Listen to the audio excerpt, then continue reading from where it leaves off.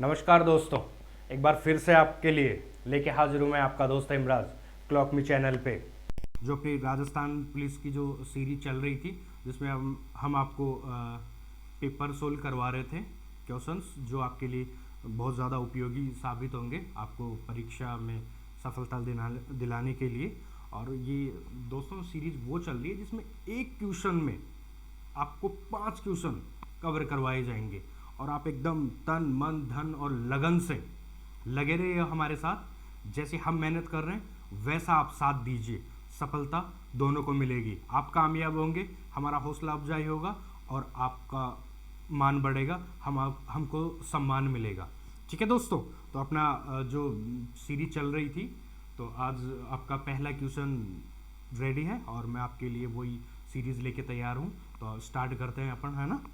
ठीक है दोस्तों, अपना जो पहला जो प्रश्न है अपना वो है, राजस्थान में निम्नलिखित में से कौन सा मंदिर महाभारत के एक पात्र।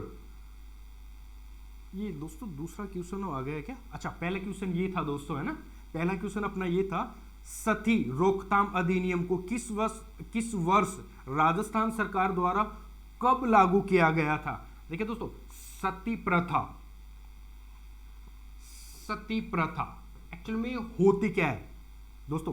सती प्रथा एक ऐसी प्रथा थी जिसमें पति की मृत्यु होने पर उसकी पत्नी उसके साथ अपने को भी नष्ट कर ले या जला ले या उनके साथ अग्नि को समर्पण कर दे। ये होता था सती, आपका सती होना। देखिए दोस्तों, सती प्रथा आपने सुनी होगी, पढ़ा भी होगा सती प्रथा के बारे में। सती प्रथा का अपने जो पौराणिक जो ग्रंथ है या पौराणिक कथाएं हैं उनमें कहीं वर्णन नहीं मिलेगा आपका सती प्रथा का। क्योंकि आपने आपका जो अपने जो महाकाव्य हैं, जैसे रामायण हो या महाभारत हो, वहाँ पर आपने कहीं नहीं देखा होगा सती प्रथा। अब ये कैसे आई, किस प्रकार से आई, ये एक अपने आप में इतिहास है। लेकिन आपने देखा होगा कि जैसे राजा दशरथ मरे थे तो उनकी तीनों पत्नियां उस समय जिंदा थी, लेकिन वो उनके साथ सती नहीं हुई, है ना। तो ये कहीं पे भी देखने को नहीं मिलता। अब सती प्रथा का देखिए एक लंबा इतिहास है। सबसे पहले अगर अपन भारत की दृष्टि से देखें तो सबसे पहले सती प्रथा का उल्लेख हमें कहाँ मिलता है? एक दोस्तों एक लेख है आपका 500 अभिलेख, एक 510 ईस्वी का 510 ईस्वी का एक एरण अभिलेख है। एरण अभिलेख है और ये अभिलेख है दोस्तों, इसका जो गुप्त राजा था भानुगुप्त का ये था और इसका एक सेनापति था गोपराज। इसका सेनापति था गोपराज, है ना। इसका सेनापति था गोपराज। इसका सेनापति था गोपराज। वो युद्ध में मर जाता है तो उसकी पत्नी उसके साथ सती होती है। तो ये पहला लिखित साक्ष्य है आपके सामने, एरण अभिलेख, जिसमें सती प्रथा का उल्लेख मिलता है। अब राजस्थान में देखा जाए तो सबसे पहले एक जोधपुर का गठियाला अभिलेख है, वहां से मिलता है सती प्रथा का पहला हमें साक्ष्य, लिखित साक्ष्य, है ना। तो वो हमें गठियाला अभिलेख है एक जोधपुर का।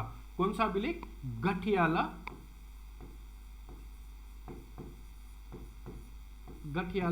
जोधपुर,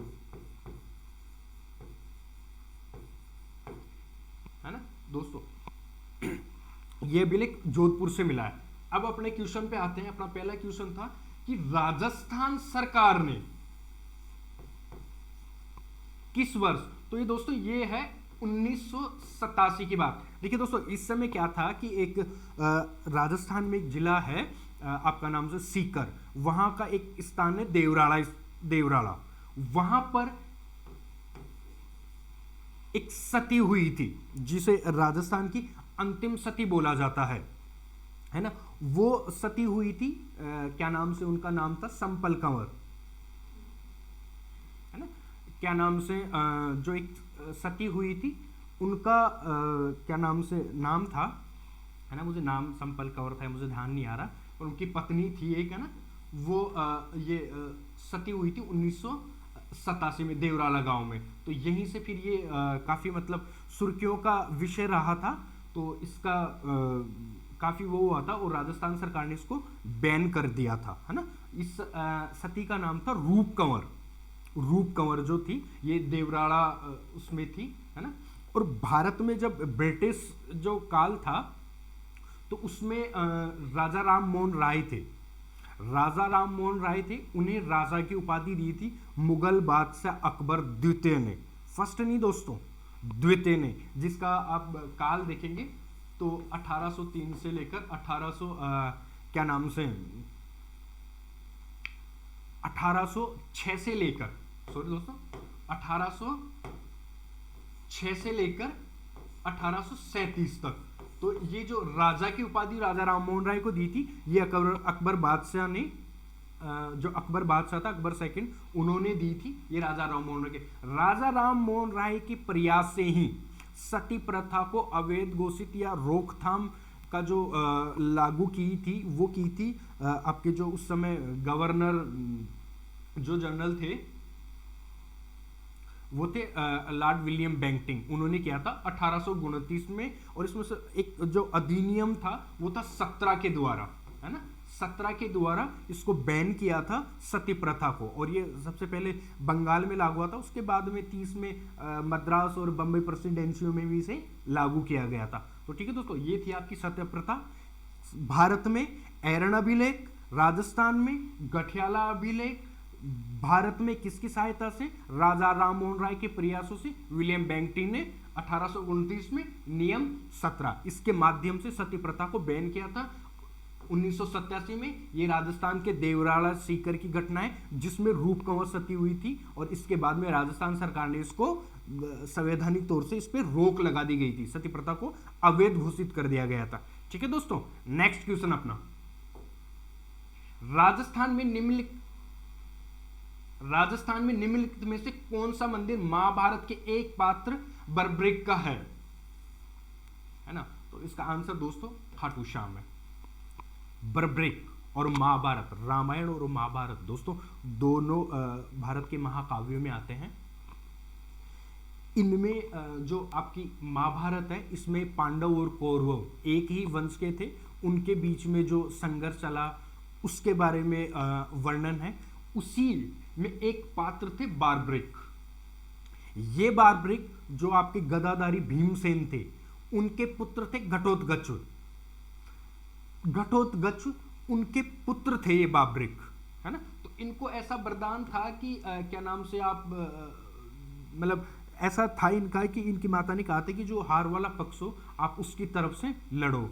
तो ये कृष्ण भगवान थे, तो वो सृष्टि के रचयिता थे, उनको सारी चीज़ों का पता था, और वो जो सत्य की जीत पे जो जीत करवाना चाह रहे थे, तो उसके लिए इन्होंने बर्ब्रिक से मतलब ये बोला था कि आप इस युद्ध से हट जाओ और आप मुझे अपने प्राण दे दो। तो उन्होंने ये मांगा था वर, और ये कृष्ण भगवान ने उनको वरदान दिया था कि आप पूरा युद्ध देखेंगे, है ना। और जब कलयुग आएगा तो आपकी पूजा शीश के रूप में होगी। तो खाटू श्याम जी जो हैं वहाँ पर इनका मंदिर बना हुआ है, और क्या नाम से इनको शीश के रूप में खाटू श्याम जी के नाम से इनकी पूजा होती है बर्ब्रिक की। ठीक है दोस्तों, नेक्स्ट क्वेश्चन आपका, निम्नलिखित में से कौन सा एक महाजनपद राजस्थान में स्थित है। महाजनपद, ठीक है दोस्तों, जब मनुष्य की रहने की शुरुआत आई, मतलब धीरे धीरे पाषाण काल में आदमी गुफाओं में रहता था, पत्थरों के औजार रहता था, कंदमूल खाता था, धीरे धीरे उसका विकास हुआ, उसने परिवार बनाया, स्थायी रहने लगा, आग का आविष्कार किया, पहिए का आविष्कार किया, ये सब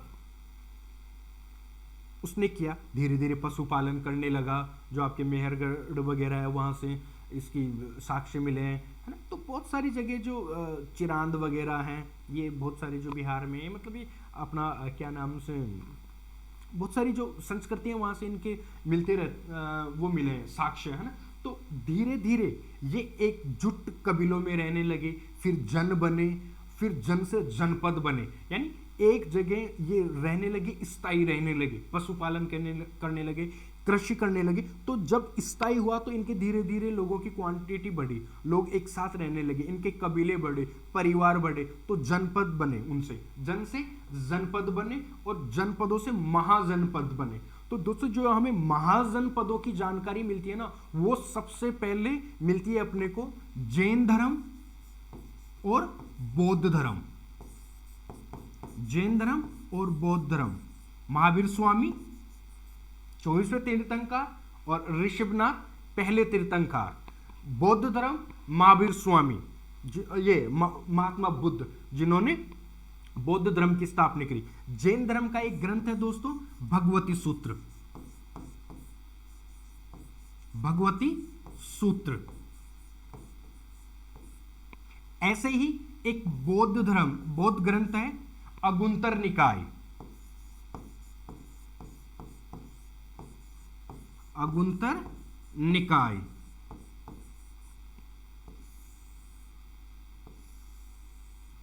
इन दोनों ही ग्रंथों में दोस्तों,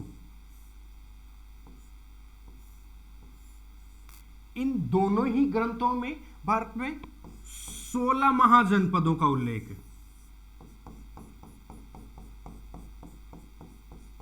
जो आपके 16 महाजनपद हैं उनका उल्लेख सबसे पहले किन में मिला है? जैन ग्रंथ भगवती सूत्र और आपका बौद्ध ग्रंथ अगुंतर निकाय। इनमें सबसे पहले 16 महाजनपदों का उल्लेख मिला है, भगवती सूत्र और आपका अगुंतर निकाय। अब अपना प्रश्न ये है कि महाजनपद में राजस्थान में, इन 16 में से राजस्थान में कौन सा था? तो वो आपका था मत्स्य, मत्स्य जनपद। और इसकी राजधानी कौन थी? विराटनगर। ये वही जगह है जहां पर पांडवों ने अपना अज्ञातवास बिताया था, राजा विराट के यहाँ। तो ये वही विराटनगर है। इसमें जो आपका अलवर, जयपुर वाला, जो भरतपुर वाला जो क्षेत्र है, ये इसमें वर्तमान में जो जयपुर का आसपास का जो क्षेत्र है ना, ये पूरा मत्स्य संघ में शामिल होता था, है ना। और ठीक है दोस्तों, ये आपका राइट आंसर ये होगा। जैसे अंग की राजधानी चंपा, ठीक है। अवंती की राजधानी आपकी महिष्मती, है ना। और आपकी चेदी, जो चेदी राज्य है, उसकी राजधानी है आपकी मल्ल, है ना। तो ये ऐसे बहुत सारे जो आपके थे, जैसे अंग हुआ, अवंती की उज्जैन हुई, चेदी की राजधानी है जो आपकी शक्तिमती है। चेदी की राजधानी आपकी शक्तिमती है। ऐसे ही कंबोज हुआ, ऐसे बहुत सारी जो 16 महाजनपद है उनकी राजधानियां हैं, ठीक है दोस्तों। तो ये 16 महाजनपद थे आपके, ठीक है। एक जो आपका जो इन 16 महाजनपदों में से एक जनपद था आपका अश्मक, जिसकी राजधानी आपकी पोटली या पोटन बोली जाती है, वो दक्षिण भारत में था। एक अकेला जनपद जो दक्षिण भारत में था, उसकी राजधानी थी आपकी अश्मक की पोटन, है ना। और वो एकमात्र ऐसा जनपद था, महाजनपद था जो दक्षिण भारत में था। और इनमें सबसे जो शक्तिशाली जनपद था वो था मगध, जिसकी राजधानी पाटलिपुत्र, ग्रीवर्स वगैरह थी। अच्छा, पाटलिपुत्र को बसाया था उदयन ने, जो गंगा और सोम नदियों के संगम पर था, है ना। वो उदयन ने बसाया था, हर्यक वंश का था शायद उदय, है ना। नेक्स्ट क्वेश्चन है आपका दोस्तों, तीजनबाई निम्नलिखित में से किस लोकगीत से संबंधित है? तीजनबाई, है ना, वो आपकी जो तीजनबाई है वो संबंधित है आपकी पडवानी जो है उससे संबंधित है आपकी तीजनबाई, है ना। तीजनबाई निम्नलिखित में किस लोकगीत से संबंधित? तीजनबाई जो है वो आपकी है पडवनी, जो आपका लोकगीत है उससे संबंधित है आपकी तीजनबाई, ठीक है दोस्तों। नेक्स्ट क्वेश्चन आपका, किस वर्ष में हल्दीघाटी का युद्ध हुआ था? देखिए दोस्तों, हल्दीघाटी का जो युद्ध था वो राजस्थान का बहुत ही मतलब प्रसिद्ध युद्धों में गिना जाता है। हल्दीघाटी का युद्ध ये सबको पता है कि आपको 1576 में हुआ था आपका 18 जून, या कहीं कहीं पे आपका 21 जून भी मिलता है। अब इसमें दोस्तों कुछ फैक्ट जो है वो काफी इंपॉर्टेंट है, हल्दी घाटी के युद्ध में सबसे जो ज्यादा फैक्ट है वो है, पहले तो किस किस के मध्य हुआ था अपने को ये पता होना चाहिए। तो ये युद्ध हुआ था, अकबर का सेनापति था, अकबर का, जो अकबर मुगल बादशाह थे, अकबर के सेनापति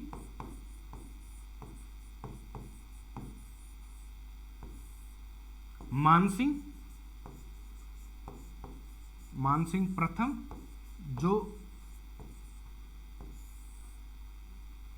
जयपुर के कछुआ वंश के राजा थे, राजा भगवंत दास के लड़के मानसिंह थे, और महाराणा प्रताप।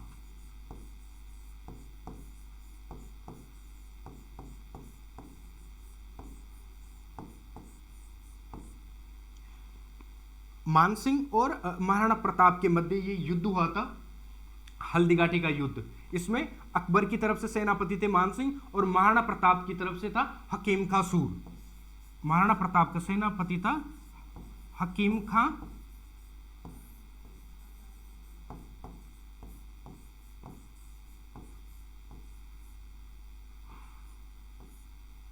हकीम खां सूर, ये दोनों तरफ के सेनापति थे।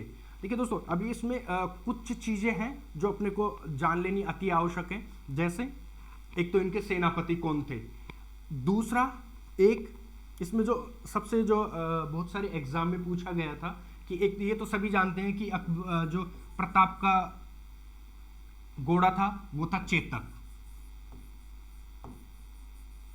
और ये एक नाला पार करते हुए, मतलब नाला पार करते हुए थोड़ा घायल हो गए थे, तो बलीचा गांव में इनकी छतरी बनी हुई है, तो ये भी अपने को याद रखना चाहिए।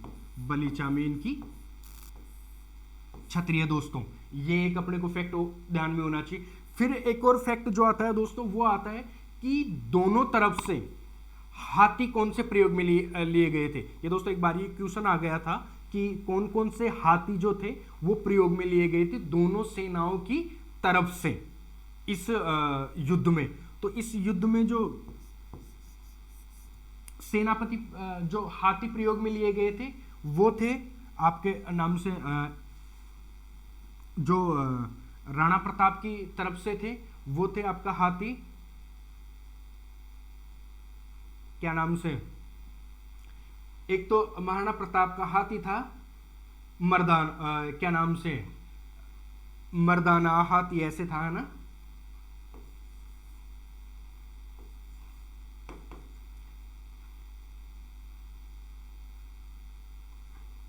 एक बार कुछ अरे यार दोस्तों, कुछ टेक्निकल इशू हो गया था तो उसकी वजह से वीडियो बीच में रोकना पड़ा।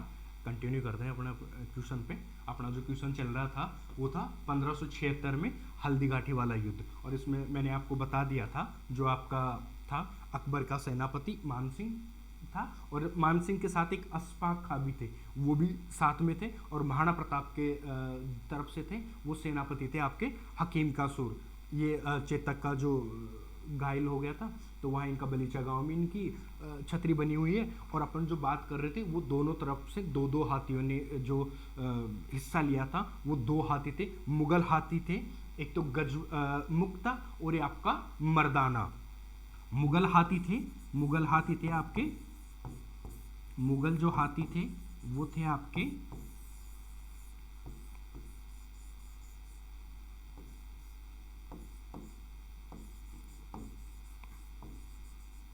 गजमुक्ता और मर्दाना। इसको दोस्तों कर लेना, मर्दाना। दोस्तों ये मर्दाना हाथी वही था जिस पर आपके मानसिंह सवार थे, ठीक है। ऐसे ही दो हाथी थे, वो थे महाराणा प्रताप की सेना से, जो आपका दो हाथी इस तरफ से और दो हाथी उस तरफ से। एक हाथी था महाराणा प्रताप की तरफ से लूणा, एक तो लूणा हाथी था, और एक हाथी था आपका राम प्रसाद। दो हाथी थे प्रताप की तरफ से, लूणा और आपका राम प्रसाद। दोस्तों ये जो जो आपका राम प्रसाद जो हाथी था, इसको अकबर की सेना ने पकड़ लिया था, मुगल सेना ने पकड़ लिया था, और इसको फिर जब युद्ध समाप्ति हुआ तो इसको मुगल अपने साथ ले गए, अपनी सेना के साथ। जब अकबर के सामने इसको पेश किया गया तो इसको अकबर ने बहुत सारी चीज़ें खिलाने के लिए दी और पानी पिलाने के लिए दिया, मतलब इसकी खूब वो करी। लेकिन इस जो सेवा भक्त, देश प्रेम और शौर्य से भरपूर जो महाराणा प्रताप थे, इनके हाथी ने भी वहाँ एक ना जल का एक घूंट भरी, ना अन्न का एक दाना खाया, है ना, और उन्होंने मतलब अन्न जल भी ग्रहण नहीं किया और अपने प्राण ही त्याग दिए। उससे पहले देखो दोस्तों, उसका नाम जो राम प्रसाद हाथी था, उसका नाम आपके अकबर ने बदल कर क्या कर दिया था, पीर प्रसाद। राम प्रसाद का नाम बदल कर क्या रख दिया था, पीर प्रसाद। ये दो हाथियों के बारे में बात हो गई। अब दोस्तों इसमें एक और जो बात आती है मेन, वो आती है आपकी कि ऐसा कौन सा कवि था, ऐसा कौन सा साहित्यकार था जो इस युद्ध में शामिल हुआ था, इस युद्ध का जिसने अब आंखों देखा हाल को अपनी पुस्तक में लिखा था। वो ऐसा कौन सा जो लेखक था, वो कौन था? और वो थे आपके जो बदायूनी थे, जो बदायूनी थे, और उनकी पुस्तक थी मुंतगुफ उत तवारिक, जो इन्होंने लिखी थी बदायूनी ने। ये मुगल सेना के साथ में आए थे। और दोस्तों ये मतलब काफ़ी जो थे एक तरह से जैसे सुन्नी मुसलमान होते हैं, जो कठोर मुसलमान, वो मतलब हिंदुओं को काफिर बोलते थे, ऐसे टाइप के थे। और ये चाह रहे थे कि मैं उनका बहता हुआ खून देखूं, जो राजपूत थे उनका। और ये खुद इसलिए युद्ध में शामिल हुए थे कि मैं वहां जाकर देखूंगा उनका हाल। और इन्होंने फिर अपना जो वर्णन था वो अपनी पुस्तक मुंतग उत तवारिख में इन्होंने अपना वर्णन किया था इस युद्ध का, हल्दीघाटी युद्ध का। ये एकमात्र ऐसे राइटर थे जो उस युद्ध में शामिल थे और उन्होंने वर्णन किया था। हालांकि इसके बारे में बहुत सारे लेखकों ने, जो राजस्थान के सारे लेखक थे, उन्होंने ही इसके बारे में बड़ा चढ़ा के लिखा है। मुस्लिम लेखकों ने बताई है कि इसमें अकबर की जीत हुई है, और जो भारतीय क्या नाम से जो राजपूत थे, उन्होंने बोला है कि इसमें महाराणा प्रताप का पलड़ा भारी रहा था। और देखिए दोस्तों, एक तरीके से अगर अपन एक विश्लेषणात्मक तरीके से देखें ना, तो इसमें कहीं ना कहीं पलड़ा महाराणा प्रताप का ही भारी था। वो क्यों? इसको देखिए अपना एक सीधे तौर से देखें, क्योंकि जब युद्ध समाप्त हो गया तो उस समय जब युद्ध समाप्त हुआ तो अस्फाका और आपका जो सेनापति था मान सिंह, वो अकबर के दरबार में पहुंचे और उन्होंने अकबर ने इनसे रुष्ट हुए, इनकी क्या नाम से मनसब घटा दिया, इनकी जो ड्योढ़ी होती थी वो बंद करवा दी, और इनको मतलब काफी इनको मतलब सेनापति से हटा दिया। अब ऐसा भला हो सकता है कि आप कोई अच्छा कार्य करके आए और आपके घर वाले आपको डांटे, या आप खेल में विजय होके आए और आपको एक उत्साह बढ़ाने के बजाय आपको डिमोट किया जाए कि नहीं ये क्या किया? तो ऐसा नहीं हो सकता। तो एक विश्लेषणात्मक तरीके से अपन देखें तो कहीं ना कहीं इसमें महाराणा प्रताप की ही विजय हुई थी, क्योंकि अकबर के दो मुख्य उद्देश्य, या तो मेवाड़ को अधीन करना या महाराणा प्रताप को जिंदा या मुर्दा पकड़ना। तो इन दोनों ही कार्यों में से एक भी पूरा नहीं हुआ था। तो इसलिए कहीं ना कहीं देखा जाए तो इसमें महाराणा प्रताप का पलड़ा भारी रहा था, क्योंकि महाराणा प्रताप उस समय रणबांकुरे थे, सूरवीर थे, महान सेना नायक थे। क्योंकि इससे पहले कूटनीति तरीके से भी महाराणा प्रताप को मनाने के लिए अकबर ने 4 शिष्टमंडल भेजे थे, जिसमें आपका क्या नाम से जो आपका जो सबसे पहले जो भेजा था वो जलाल खां कोरची था। जो 4 जो शिष्टमंडल भेजे थे ना उन्होंने, वो 4 शिष्टमंडल भेजे थे, तो 3 उनमें से भेजे थे उन्होंने 1572 में, है ना। जो सबसे पहले 1572 में सबसे पहले भेजा था जलाल खां, दूसरा था मान सिंह, तीसरा था भगवंत दास। ये दोनों ही मान सिंह और भगवंत दास बाप बेटे थे, भगवंत दास पिता और मान सिंह बेटा। ठीक है। और ये तीन तो जलाल खां, मानसिंह और भगवंत दास, इनका क्रम दोस्तों याद रखना। पहले भेजा था जलाल खां को, सेकंड नंबर पे भेजा था मानसिंह को, तीसरे नंबर पे भेजा था भगवंत दास को, और अंतिम भेजा था राजा टोडरमल को, जो 1573 में आए थे। ये तीनों 72 में आपको कभी कभी क्रम से जमाने के लिए भेजा था, कि जो 4 शिष्टमंडल भेजे थे अकबर ने महाराणा प्रताप को समझाने के लिए, उनमें से क्रम जमाइए। तो आपका पहला आएगा जलाल का, दूसरा आएगा मानसिंह, तीसरा आएगा आपका भगवंत दास, और चौथा राजा टोडरमल। ये टोडरमल वही हैं जो अपने भूमि बंदोबस्त के लिए जाने जाते हैं ना, वही राजा टोडरमल, इन्हें राजा की उपाधि थी, और ये इनके नवरत्नों में शामिल भी थे, ठीक है। तो इनको भेजा था। तो ये तो इनका एक क्रम हो गया। अब सबसे जो एक और बात जो पूछी जाती है कि जो हल्दीघाटी का जो युद्ध हुआ था, वह एक्चुअल में वहां की जमीन पीली है, इस वजह से उसको हल्दीघाटी बोला गया, है ना। अब उसके और जो लेखक थे उन्होंने क्या क्या नाम दिए, तो इसमें एक जो नाम दिया था कर्नल जेम्स टोड ने बोला था कि उसको मेवाड़ की थर्मोपल्ली बोलनी थी, है ना, मेवाड़ की थर्मोपल्ली, है ना। ऐसे ही दिवेर का युद्ध होगा, उसको मेवाड़ का मैराथन बोलेंगे। 1582 में जो युद्ध होगा महाराणा प्रताप और अकबर के बीच में, उसको दिवेर के युद्ध को इन्होंने वो बोला था मेवाड़ का मैराथन, और हल्दीघाटी के युद्ध को क्या बोला था, मेवाड़ की थर्मोपल्ली। ऐसे ही बदायूनी जो प्रत्यक्षदर्शी था इस युद्ध का, उसने बोला था गोगुंदा का युद्ध। और ऐसे ही जो अबुल फजल थे, जो नवरत्नों में से एक थे इसके, जिसने अकबरनामा लिखा था, उन्होंने बोला था इसको खमनोर का युद्ध, क्योंकि खमनोर की पहाड़ियां और गोगुंदा की पहाड़ियां थी, इसलिए इन्होंने इन पहाड़ियों के नाम पे इसका नाम दे दिया था, ठीक है दोस्तों। तो अपना हल्दीघाटी का युद्ध में मतलब जो सारी चीजें थी वो अपने क्लियर। डेट 1576, 18 आपका जो जून है, कहीं कहीं 21 जून भी है, तो ये याद रखना। किस किस के बीच में, अकबर के सेनापति मानसिंह के बीच में, महाराणा प्रताप का सेनापति हकीम का सूर, महाराणा प्रताप का घोड़ा चेतक छत्रिका बलीचा गांव में। दूसरा, दोनों तरफ से दो दो हाथी, मुगल हाथी आपका गजमुक्ता और मर्दाना, प्रताप के दो हाथी लूणा और राम प्रसाद, नाम बदल के किया पीर प्रसाद, ठीक है। और आपका क्रम जलाल खां, मानसिंह, भगवंत दास, टोडरमल, और आपके इनको अलग नाम देना, जेम्स टोड, मेवाड़ की थर्मोपल्ली, बदायूनी, गोगुंदा का युद्ध, और जो आपका अबुल फजल वो खामनोर का युद्ध, ठीक है दोस्तों। नेक्स्ट क्वेश्चन अपना, निम्नलिखित में से किस संगीत का संबंध राजस्थान से नहीं है, राजस्थान से नहीं है दोस्तों। किसी भी क्वेश्चन में अगर नहीं वाला हो ना, उसे ध्यान से पढ़िए। कहीं कहीं अपन जल्दीबाजी में पढ़ लेते हैं और बोल देते हैं कि नहीं है, ये है, तो अपन टिक करके आ जाते हैं। तो अपने को नहीं पे ज्यादा पहले ही गोला कर लेना, नहीं पे, है ना, ठीक है। तो इसमें कौन सा है अपने, इसमें कॉमन सी बात है, सीधा समझ में आता है, मांगणियार, भोपा, लंगा, ये सब राजस्थान के हैं। और ये जो एक है ये आपका कहाँ का है, ये आपका राजस्थान का नहीं है, जो है ये कहाँ का है, आपका पश्चिमी बंगाल का। ये जो है ये आपका कहाँ का है, पश्चिम बंगाल का, ठीक है दोस्तों। नेक्स्ट आपका क्वेश्चन, नेक्स्ट आपका रहेगा दोस्तों, बिरजू महाराज किस नृत्य से संबंधित है। जो बिरजू महाराज है वो किस नृत्य से संबंधित है दोस्तों, ये देखिए कथक से संबंधित है। देखिए दोस्तों, ये सारे है ना जो अपना जो एक शास्त्रीय नृत्य होते हैं ना, वो है शास्त्रीय नृत्य हैं, इनमें ये कथक है, बिरजू महाराज जी। और देखिए दोस्तों, कथक का मतलब क्या होता है, अपने एक बात देखा जाए तो कथक किसे बोलते हैं, कथक का मतलब क्या है, इसका भावार्थ क्या है, इसका अर्थ क्या है, इसको कैसे समझेंगे।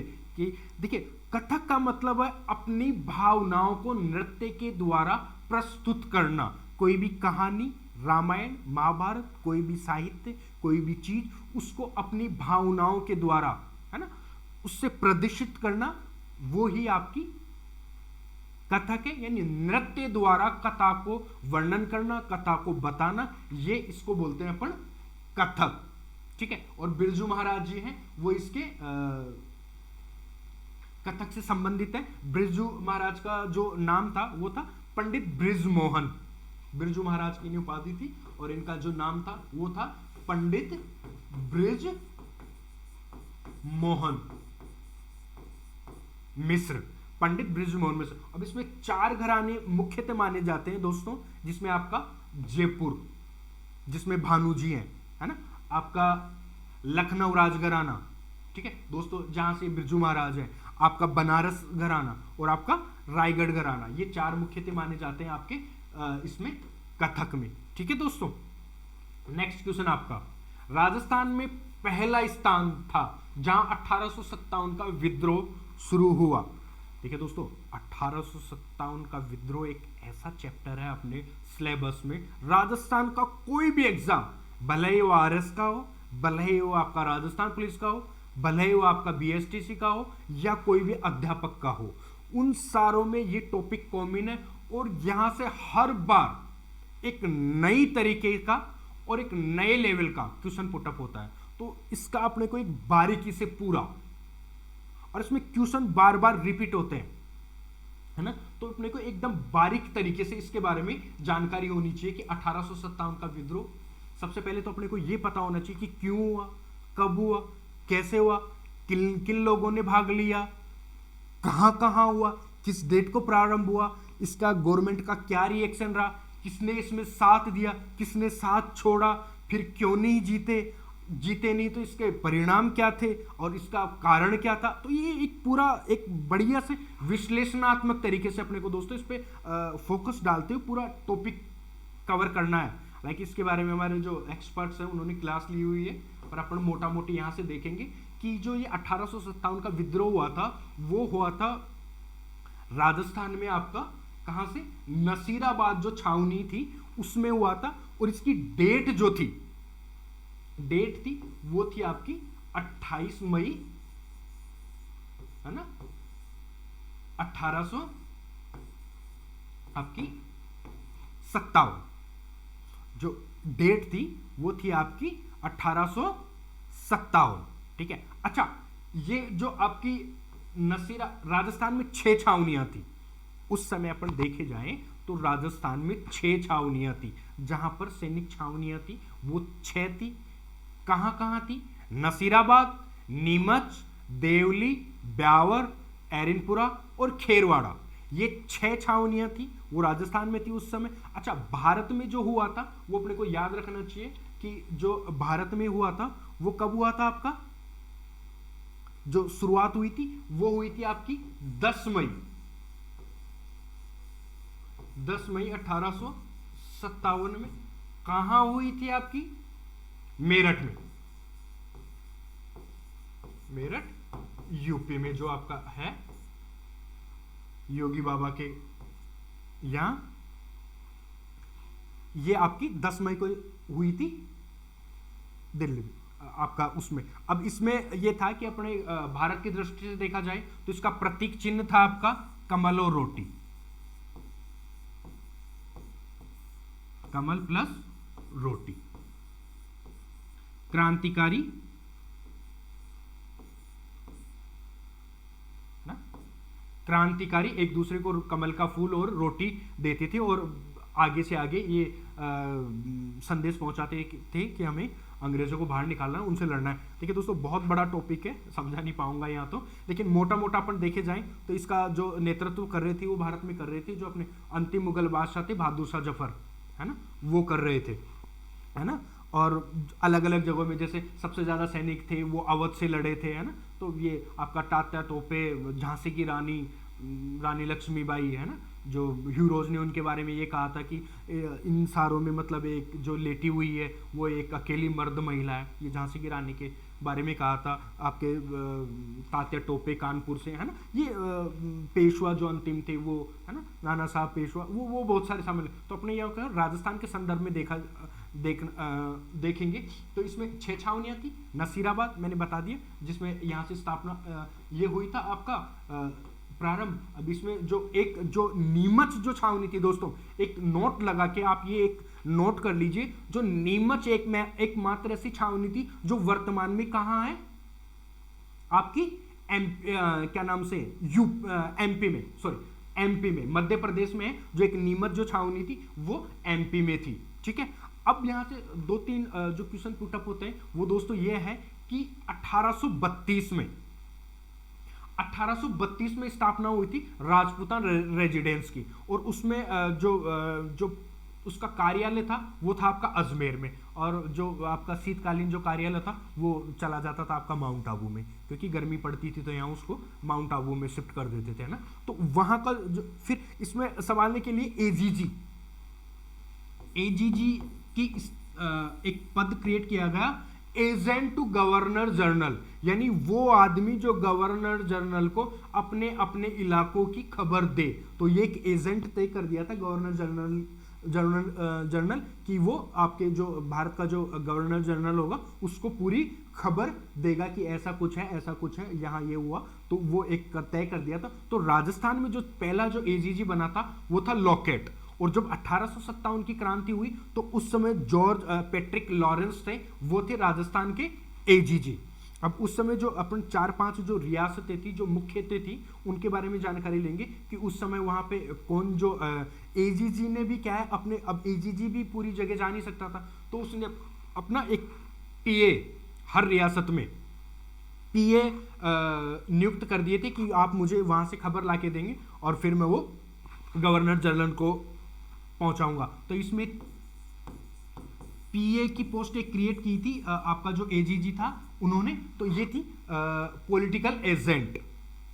ठीक है, तो इसमें जो पॉलिटिकल एजेंट से 3-4 जगहों के अपन देखेंगे। जैसे आपका क्या नाम से जो जयपुर था उसमें आपका ईडन था, है ना। आपका जो कोटा था वहां मेजर बटन था, मेवाड़ में सावर्स, मारवाड़ में मैकमोसन, है ना, ये वगैरह थे। जैसे जयपुर का राजा था उसमें जयपुर और कोटा में राम सिंह सेकंड, मतलब अलग अलग व्यक्ति थे, पर उस समय जयपुर में भी राम सिंह सेकंड था, कोटा में भी राम सिंह सेकंड था, और आपका मारवाड़ में था वो तख्त सिंह था। अच्छा, तख्त सिंह का सेनापति था एक क्या नाम से ओनार सिंह। इसके फिर कुशाल सिंह के इनके जो युद्ध होगा आप वो विस्तार से देखेंगे, है ना। तो वो इसमें होगा ओनार सिंह, और क्या नाम से ये था दोस्तों।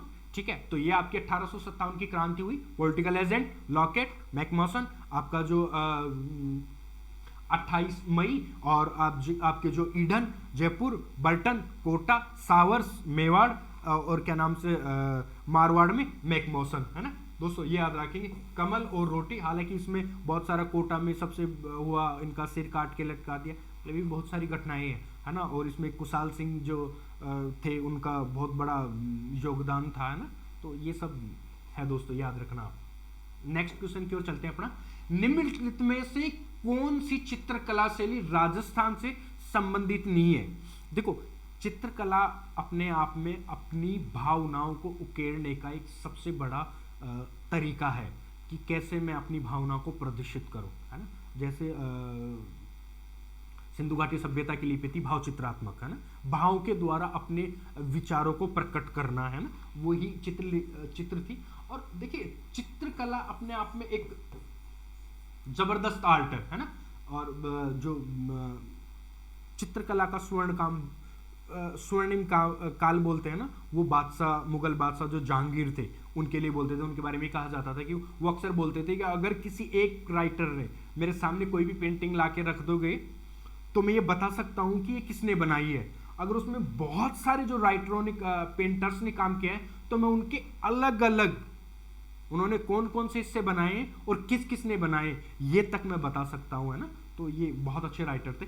अच्छा, अब राजस्थान के संदर्भ में अपन देखें तो ये जो अपनी जो शैलियां हैं, शेखावाटी किस एरिया को बोलते हैं अपना, झुंझुनू वाला जो है ना एरिया, उसको अपन शेखावाटी बोलते हैं। हाड़ौती क्षेत्र आपका हाड़ाओं की जन्मभूमि, कौन सी, कोटा, बारा, बूंदी, झालावाड़, हाड़ौती प्रदेश आपका, है ना। और आपका मारवाड़ प्रदेश, रणबांकुरों का प्रदेश, राठौड़ों का, जोधपुर, जैसलमेर, बीकानेर, जालोर, है ना, जालोर आपकी ग्रेनाइट सिटी, वहां से। तो ये मारवाड़ हो गए ना। और कांगड़ा जो शैली है आपकी, जो कांगड़ा शैली है वो कहां की है दोस्तों?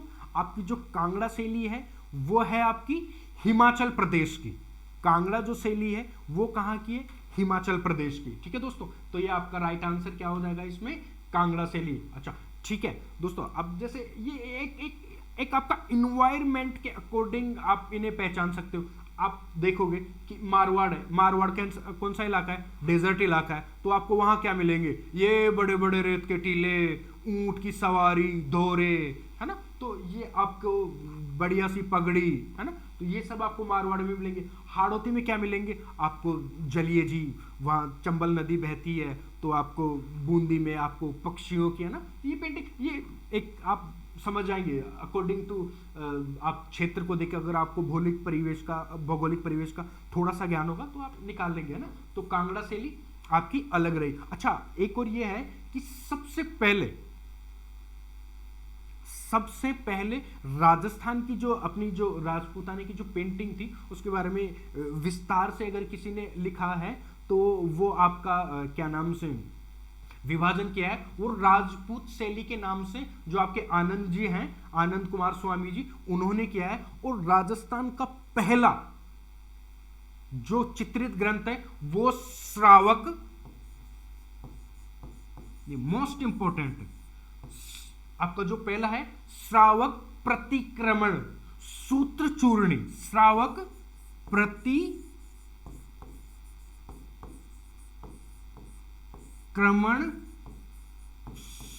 सूत्र चूर्णीय दोस्तों, ये आपका पहला ग्रंथ है चित्रकला का। और ये जो मेवाड़ के जो राजा थे तेज सिंह जी, है ना, मेवाड़ के, कहां के हैं दोस्तों, मेवाड़ के, उनके शासनकाल में ये लिखा गया था, है ना। तो दोस्तों याद रखेंगे अपन, चित्रकला कांगड़ानीय, शेखावाटी आपकी झुंझुनू साइड की, हाड़ौती आपकी हाड़ाओं की भूमि, है ना, कोटावारा बूंदी, मारवाड़, जैसलमेर, जोधपुर आपका है ना, जालोर, है ना। ये है पहला श्रावक प्रतिक्रमण सूत्र चूर्णी तेज सिंह के काल में। ये आपकी पहली बार विश्लेषण किसने किया, आनंद स्वामी में, किसमें किया, राजपूत शैली का, है ना। ठीक है दोस्तों, नेक्स्ट क्वेश्चन है आपका दोस्तों, किस स्थान पर भगवान बुद्ध ने, किस स्थान पर महात्मा बुद्ध ने अपना पहला उपदेश दिया अपना। ठीक है दोस्तों, तो इसका जो अपने पास ऑप्शन है वो है काशी, वैशाली, मगध। देखिए उस समय की ये चारों ही जो जगह, सारनाथ, ये चारों ही जगह उस समय की बहुत ही फेमस जगह है। लेकिन जो अपना राइट आंसर होगा वो होगा सारनाथ। सारनाथ, इसका प्राचीन नाम था ऋषिपत्नम, ये भी याद रखना आप दोस्तों, इसका प्राचीन नाम था वो था आपका ऋषिपत्नम। अब देखिए दोस्तों, महात्मा बुद्ध, दो आंदोलन हुए थे जब भारत में आडंबर चल रहे थे धार्मिक, बलि प्रथा ये अपनी एकदम चरमोत्कर्ष पे थी, है ना। तो उस समय दो धार्मिक, बहुत सारे आंदोलन हुए लेकिन उनमें से दो प्रमुख थे आपके, जैन धर्म और आपका बौद्ध धर्म। जैन धर्म की स्थापना की ऋषभनाथ ने और उसको आगे पहुंचाया आपके महावीर स्वामी ने, जो आपके 24वें तीर्थंकर थे अंतिम। ठीक है दोस्तों, यहां अपन बात कर रहे हैं महात्मा बुद्ध की, जिन्होंने बौद्ध धर्म की स्थापना की। ठीक है दोस्तों, कुछ फैक्ट्स हैं महात्मा बुद्ध के बारे में जो अक्सर पूछे जाते हैं। जन्म,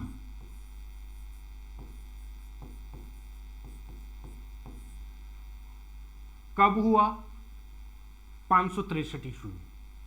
कहां हुआ, कपिलवस्तु में, लुम्बिनी नामक एक जगह है, वहां इनका जन्म हुआ। किसके यहां हुआ, इसके जो पिता थे उनका नाम था महाराज शुद्धोधन और माता का नाम था इनकी का महामाया, जो इनके जन्म के कुछ समय बाद में ही स्वर्ग सिधार गई। और इनकी जो मौसी थी प्रजापति गौतमी, इन्होंने इनका लालन पालन किया।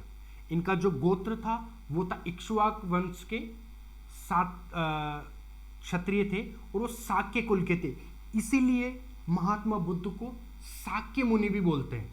ये यही कारण था कि इनके पिता का जो वंश था वो शाक्य था और इनको शाक्य मुनि बोलते हैं। ठीक है दोस्तों, ये हो गई इनकी परिवार से संबंधित बात। अच्छा, इनका जन्म 563 ईस्वी में लुम्बिनी कपिलवस्तु में हुआ था। ये हमें प्रमाण मिलता है आपका एक जो नेपाल की तराई से जो एक क्या नाम से एक जो अभिलेख मिला है सम्राट अशोक का, जिन्होंने बौद्ध धर्म को स्थापित करने में अपना बहुत अहम रोल निभाया था, जिन्होंने बौद्ध धर्म को अपनाकर बुद्ध धम्म संघ, ये जो प्रमुख नारे हैं बौद्ध धर्म के, उन्होंने बौद्ध धर्म को मतलब अपनाया था। और बौद्ध धर्म का प्रचार करने के लिए जो अपनी बेटा और बेटी थे, क्या नाम से उनका नाम याद मुझे नहीं आ रहा, संघमित्रा, है ना, ऐसा महेंद्र संघमित्रा इनको श्रीलंका भेजा था, तो इन्होंने बौद्ध, तो वहां इनका एक अभिलेख मिला है, रुम्मेनदेई अभिलेख, रुम्मेनदेई एक अभिलेख मिला है। और दोस्तों ये रुम्मेनदेई अभिलेख है ना, एकमात्र अशोक का ऐसा अभिलेख है, रुम्मेनदेई, जो रुम्मेनदेई अभिलेख है आपका,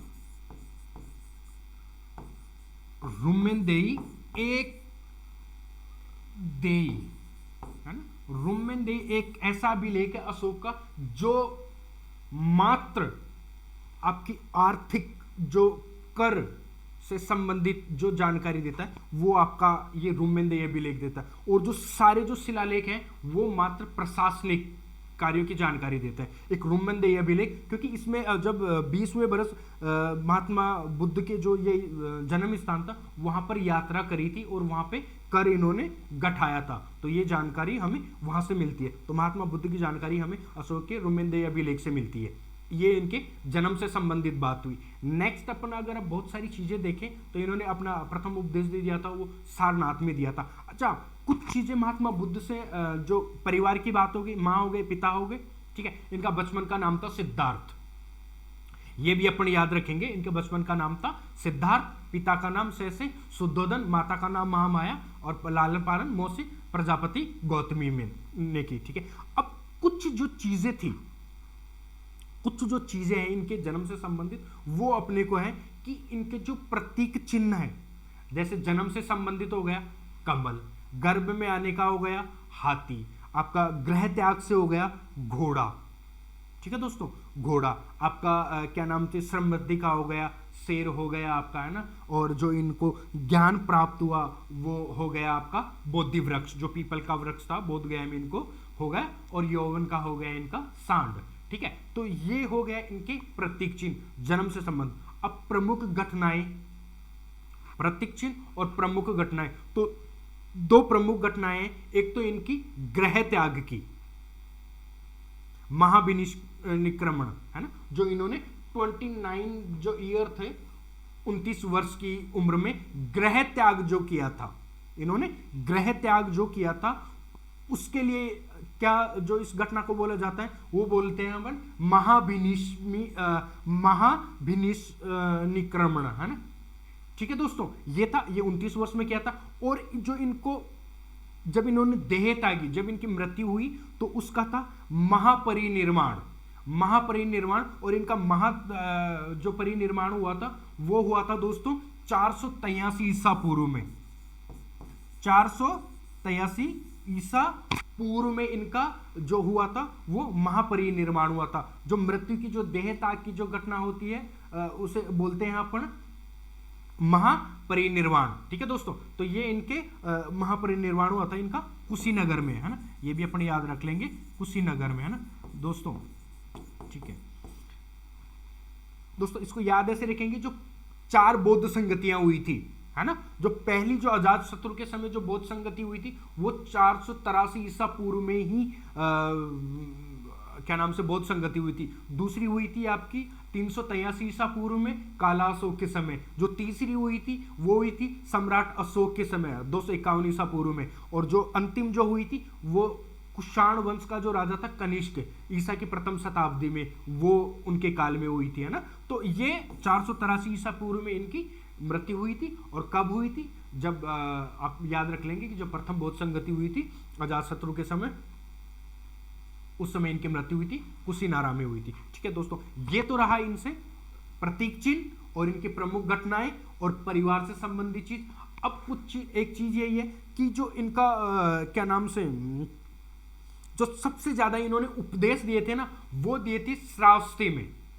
सबसे ज्यादा उपदेश उन्होंने दिए थे श्रावस्ती में, जो कौशल जो राज्य था आपका जनपद, उसकी राजधानी थी ये श्रावस्ती, है ना। और जो कौशल में जो सबसे ज्यादा शिष्य थे वो इनके थे कौशल राज्य में, यानी राजधानी में सबसे ज्यादा उपदेश, और जो शिष्य थे वो थे कौशल में। इनके प्रथम गुरु थे आलार कलाम, है ना, जो सांख्य दर्शन के थे, और इन्होंने जो अपना प्रसिद्ध जो उपदेश, जो प्रथम उपदेश दिया था, वो दिया था ऋषिपत्नम में 5 ब्राह्मणों को। ठीक है दोस्तों, ये संबंधित हो गया आपके महात्मा बुद्ध से। फिर महात्मा बौद्ध धर्म के बारे में देखा जाए तो इनकी जो पुस्तक है अभिधम पिटक, सुत्त पिटक, विनय पिटक, वो है। जैसे बौद्ध धर्म दो उसमें बट गया था, हीनयान महायान, तो है ना। तो ये बौद्ध धर्म की बहुत सारी शाखाएं हैं, 2 शाखाएं हैं, फिर ये भी बढ़ती गई है ना।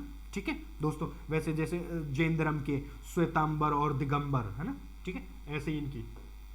ठीक है दोस्तों, नेक्स्ट क्वेश्चन, महाराजा गज सिंह किस राज्य के शासक थे? महाराजा गज सिंह ये आपके जो थे वो थे आपके जोधपुर से। मारवाड़ का जो थे वो थे क्या नाम से, जोधपुर के। अच्छा, महाराजा जो गज सिंह थे, इनको उपाधि दी थी आपका जो मुगल सम्राट था जहांगीर, जो मुगल सम्राट था जहांगीर। अच्छा, जहांगीर के बचपन का नाम क्या था दोस्तों? सलीम। जहांगीर के बचपन का नाम था सलीम। वो इसलिए था, उनको जो उनके पिता थे अकबर, वो उनको सेकू बाबा कह के पुकारते थे। और सलीम इसलिए क्योंकि वो शेख सलीम चिश्ती की आशीर्वाद से पैदा हुए थे, इसलिए उनको सलीम नाम दिया गया था। उनके बचपन का नाम था। जब वो राजा बने तो उन्होंने फिर अपना नाम जहांगीर रख लिया। ये वही जहांगीर है जो पेंटिंग्स के लिए फेमस थे, और ये वही जहांगीर है जो मदिरा पान के लिए भी फेमस थे। ये वही जहांगीर है जिनकी पत्नी थी अनारकली। ठीक है दोस्तों, ये वही जहांगीर है। अनारकली मेहरुनिसा उन्हीं का नाम था। उनकी मां असमत बेगम जिन्होंने गुलाब से इत्र बनाया था, है ना। और ये बहुत सारा मुगल काल है। ठीक है दोस्तों, तो ये आपके गज सिंह जोधपुर में। एक्चुअली में उस समय क्या था, जब ये राजा हुए तो उस समय क्या था, इसलिए मैंने इसको रिलेट किया कि उस समय जो केंद्रीय सत्ता थी वो थी दिल्ली में। और दिल्ली में जो मुगल एम्पायर चल रहा था आपका, जिसको स्टेब्लिश किया था आपका 1526 में आपका जो बाबर था ना उसने। तो इसका ये बाबर के बाद में आया हुमायूं, हुमायूं के बाद में अकबर, और अकबर के बाद में जहांगीर। तो इन्होंने गज सिंह को जहांगीर ने एक दल थम्बन की उपाधि दी थी, है ना। दल थम्बन, है ना, की उपाधि दी थी, है ना। समझ आना दोस्तों, आप दल थम्बन। दल थम्बन इसका मतलब होता है कि सेना को रोकने वाला। अच्छा दोस्तों, एक गजब का किस्सा जुड़ा हुआ है महाराजा गज सिंह के। एक इनकी दासी थी इनकी अनारा बेगम। तो ये जो गज सिंह जी थे इन पर बहुत मोहित थे। और इन गज सिंह जी के 2 लड़के थे, एक का नाम था जसवंत सिंह और एक का नाम था अमर सिंह। तो ये जो अमर सिंह जी थे ये काफ़ी हट्टी स्वभाव के आदमी थे। तो ये लाइक दैट, जब माँ को इतना नहीं करेगा तो दासी को कौन, तो ये कमी रेस्पेक्ट देते थे इनके। और महाराजा जो जसवंत सिंह जी थे ना, ये बड़ा तेज आदमी था, मिठास वाला आदमी था, है ना। तो ये क्या है, जब भी आती थी तो खूब आओ भगत, मार, जूतों को सिर पे रखना, दरवाजे पे खड़ा रहना, ओहो माता जी आप ही, और बोले आप मेरे पिता की इतनी प्रिय हो तो मेरी तो माँ समान ही हो। तो इसे बड़ा लाग लपेट रखता था। और जो अनारा बेगम थी वो गज सिंह जी इनकी बहुत मानते थे। तो इसलिए, जबकि बड़े अमर सिंह जी थे तो वो शूरवीर और हट्टे स्वभाव के थे। तो इसने जसवंत सिंह ने इनसे व्यवहार रखा, तो इन्होंने क्या करा, जो बड़े भाई थे तो उसको राजा ना बनाकर जसवंत सिंह को राजा बना दिया था, इसी अनारा बेगम के कहने पर, है ना। और फिर ये वही अमर सिंह है जो फिर क्या नाम से एक मतीरे की लाड़, जो इनको अमर सिंह को क्या है, नागौर का परगना दे दिया था। और तो नागौर का परगना दे दिया था। और फिर एक क्या नाम से उधर के कर्ण सिंह थे, तो इनके बीच में मतीरे की राड़ होती है आपकी 1644 में। 1644 में एक मतीरे की राड़ होती है जिसमें एक तरफ बेल उगती है और एक तरफ फल आ जाता है। तो ये दोनों लड़ते हैं। तो अमर सिंह ने उसमें साथ दिया था और काफ़ी ये था। और एक बार कोई ऐसा उनको गंवार वंवार भी कह दिया था, जो इसका जहांगीर का साला था। तो उसमें मतलब मुगल दरबार में काफ़ी हो गया था, मतलब हाउल्ला, और उन्होंने कटार से मार दिया था उसको। तो वहाँ से भागे। तो वो आज भी वो गेट है, वो अमर सिंह गेट के नाम से ही जाना जाता है। तो ये अमर सिंह काफ़ी मतलब अच्छे और सूरवीर थे। तो ये आपका गज सिंह हुआ। नेक्स्ट क्वेश्चन आपका,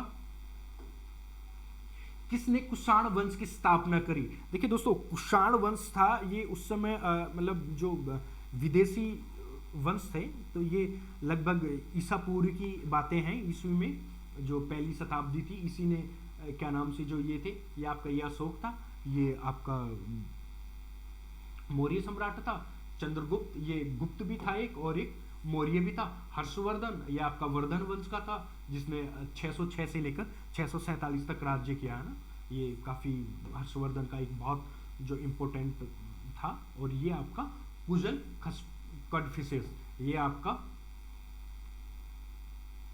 कुषाण राज्य का था, उसकी स्थापना करी थी कुशल कड़फिस ने। फिर इसके बाद में आया विम कड़फिसस, कुशल कड़फिसस, विम कड़फिसस। अब विम कड़फिसस से देखो दोस्तों दो बातें जुड़ी हुई है, एक तो ये शैव मत को मानने वाला था विम कड़फिसस, और सबसे जो बड़ी बात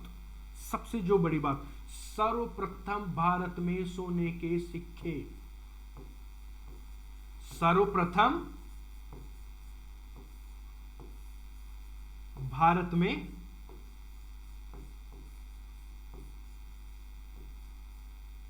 सोने के सिक्के,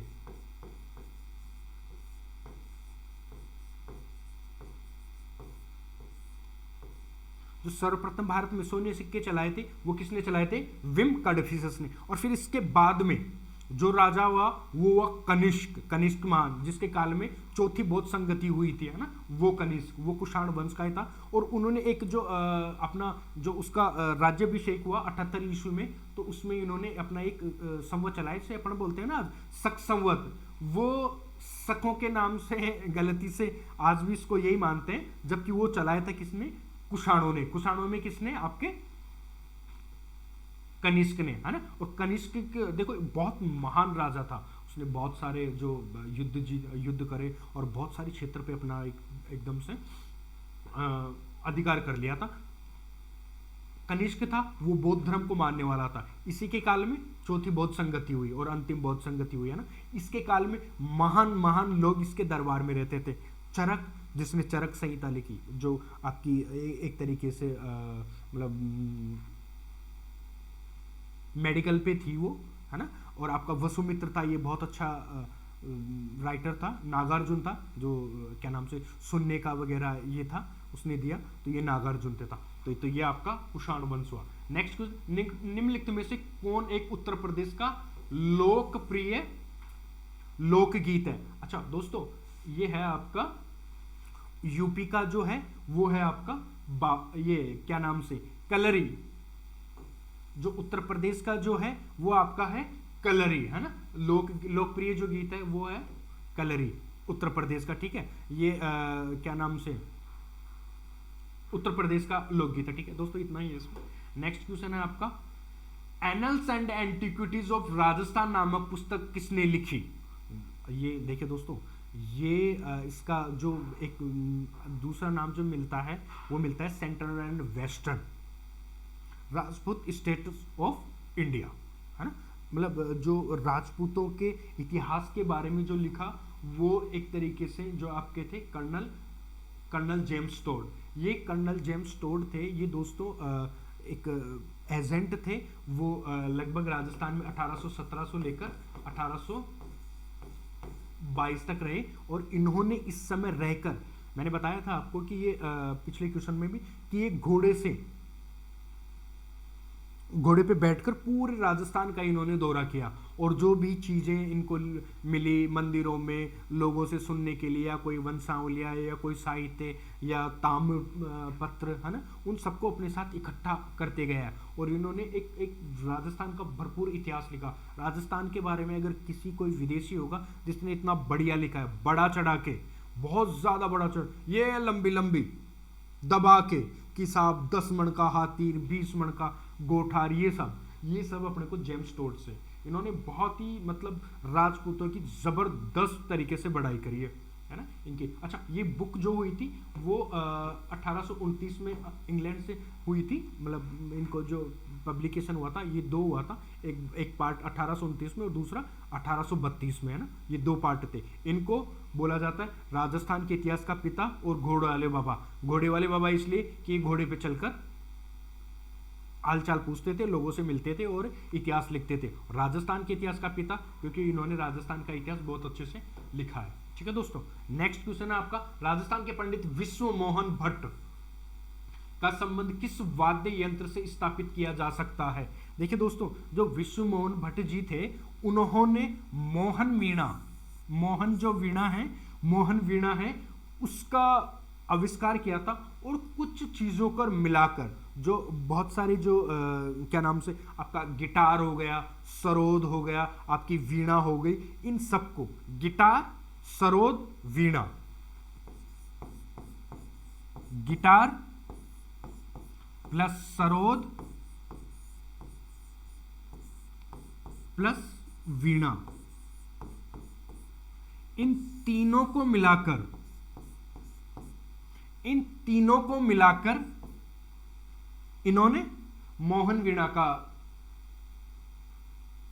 आविष्कार किया था। ठीक है, पंडित विश्व मोहन भट्ट जी ने। ठीक है दोस्तों, नेक्स्ट जो क्वेश्चन है आपका वो है, इनमें से किस वर्ष में तराइन का प्रथम युद्ध लड़ा गया था? तराइन का प्रथम युद्ध। ठीक है दोस्तों, तराइन के 2 युद्ध हुए थे, एक प्रथम एक द्वितीय, 1191 और दूसरा युद्ध 92। दोनों में एक तरफ था मोहम्मद गोरी, दूसरी तरफ था पृथ्वीराज चौहान, पृथ्वीराज चौहान तृतीय। हालांकि उन्हें पृथ्वीराज चौहान के नाम से बोला जाता है, लेकिन वो पृथ्वीराज चौहान थर्ड थे, वो अजमेर के शासक थे। ठीक है, 2 युद्ध हुए, पहला 91 में, दूसरा 92 में। पहले में कौन जीता? महाराणा, ये क्या नाम से आपके पृथ्वीराज चौहान। दूसरे में कौन जीते? मोहम्मद गोरी।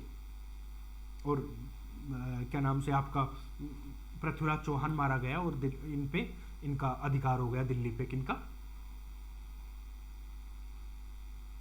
मोहम्मद गोरी का। ठीक है दोस्तों, इस समय अच्छा, अपने को इनकी पहली बात तो सबसे बड़ी चीज जो चीज होती है, अपने को इनकी जानकारी कहां से मिलती है?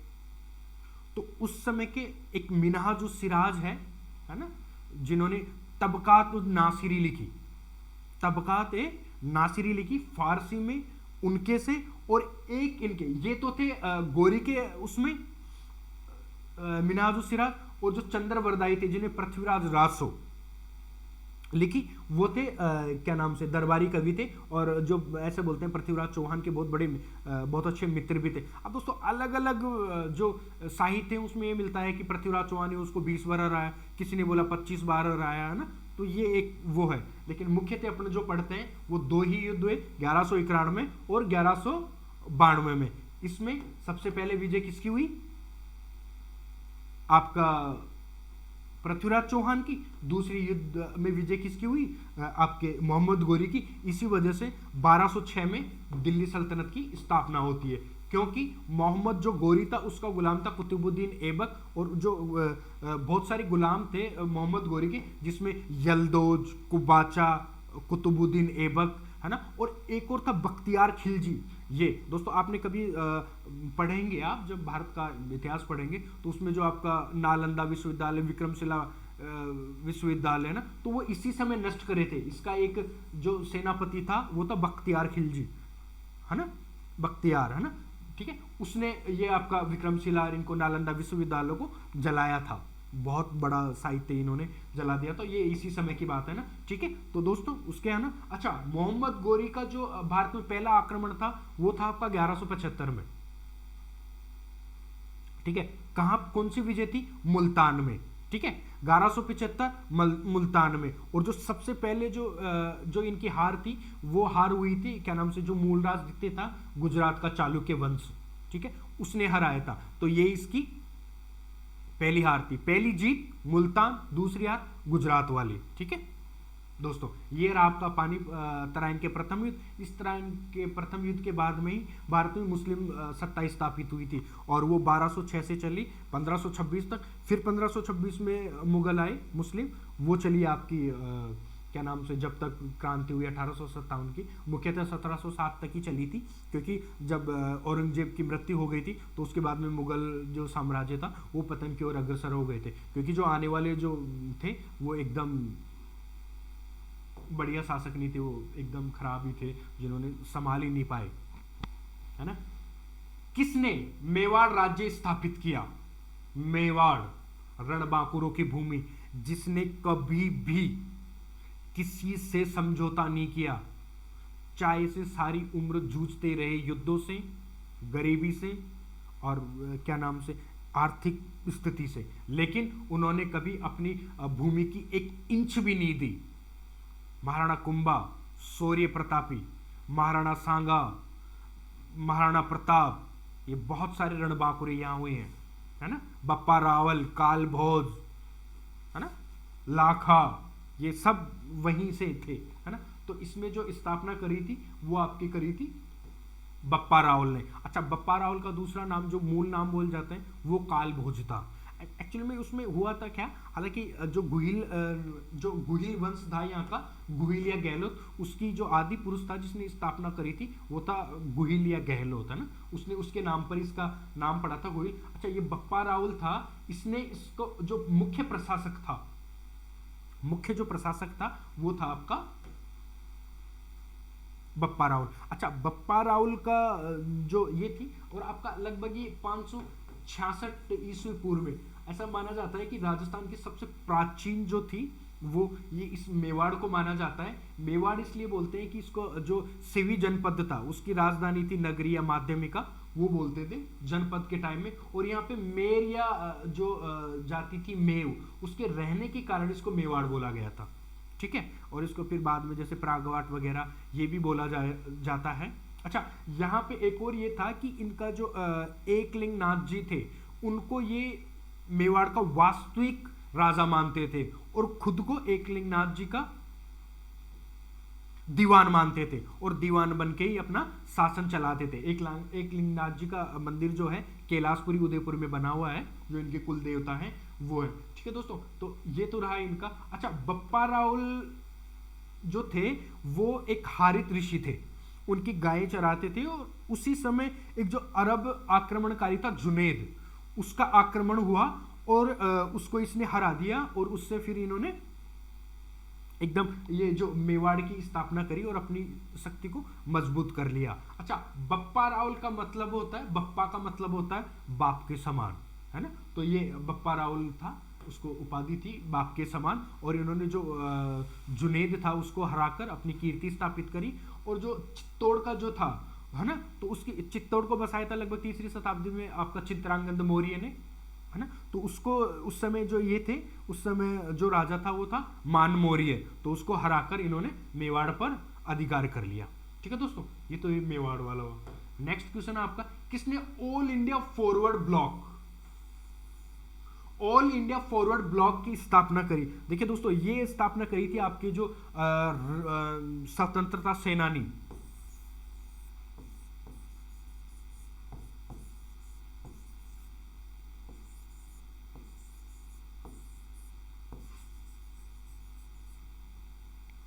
आपके जो सुभाष चंद्र बोस जी थे, उन्होंने करी थी 1939 में फॉरवर्ड ब्लॉक की स्थापना। अच्छा, ऐसा क्या रहा कि इनको कांग्रेस से अलग जाकर फॉरवर्ड ब्लॉक की स्थापना करनी पड़ी, अपनी पार्टी बनानी पड़ी, ऐसा क्या हुआ? तो देखिए दोस्तों, इसके पीछे एक लंबी कहानी है, अपनी एक पृष्ठभूमि है। क्योंकि जब आपका जो हर साल जो कांग्रेस के अधिवेशन होते थे वो अलग अलग जगह होते थे, है ना। तो 2 अधिवेशन की हुई। इसमें जो आपका 1938 का जो अधिवेशन हुआ हीरापुरा वाला, और 1939 वाला त्रिपुरी अधिवेशन, 1938 और 1939, ये आपका हीरापुरा में था